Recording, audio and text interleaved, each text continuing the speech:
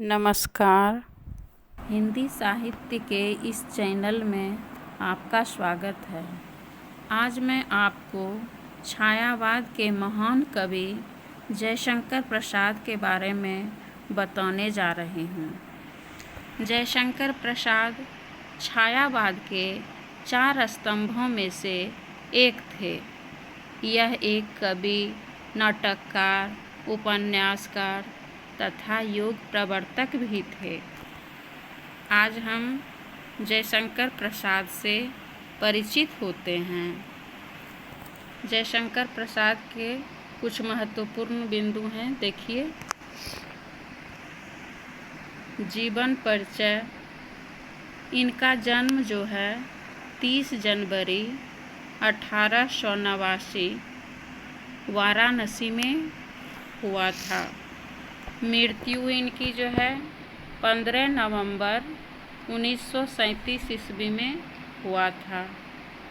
माता का नाम श्रीमती मुन्नी देवी और पिता का नाम देवी प्रसाद था। अब देखिए इनके शिक्षा के बारे में जानते हैं। प्रसाद जी की आरंभिक शिक्षा घर पर ही हुई थी। इसके बाद वह स्थानीय क्वींस कॉलेज में 7वें दर्ज तक पढ़े।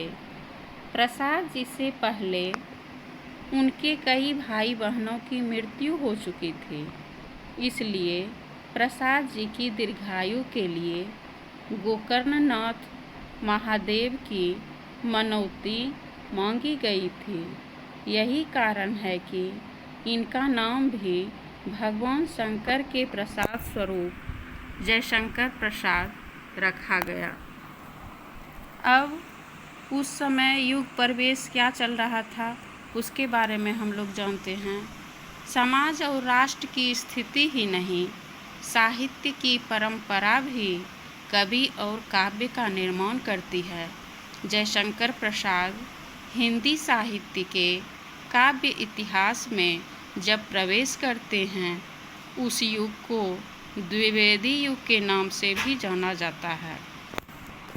उस युग में सामाजिक, धार्मिक, आर्थिक, राजनीतिक एवं सांस्कृतिक दृष्टि से क्रांतिकारी परिवर्तन हो ही रहे थे।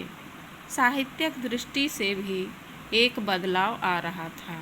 गांधी, तिलक, राजा राम मोहन राय, सुभाष चंद्र बोस एवं पटेल आदि स्वतंत्रता के विद्रोही स्वर को बुलंद कर रहे थे, तो साहित्य क्षेत्र में भी विषय एवं भाषा का विद्रोह मुखर हो रहा था।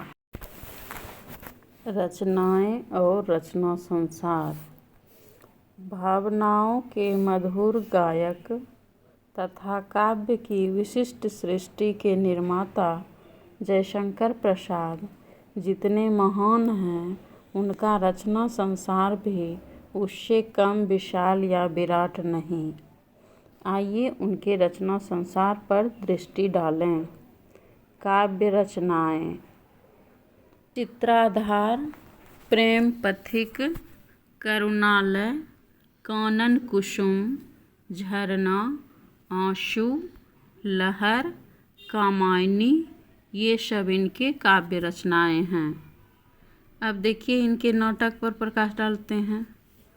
सज्जन, कल्याणी, परिणय, प्रायश्चित, राज्यश्री, विश्वास, अज्ञात शत्रु, कामना, स्कंदगुप्त, चंद्रगुप्त तथा ध्रुव स्वामिनी। उपन्यास। कंकाल, तितली और इरावती। अब इनके कहानी संग्रह देखिए।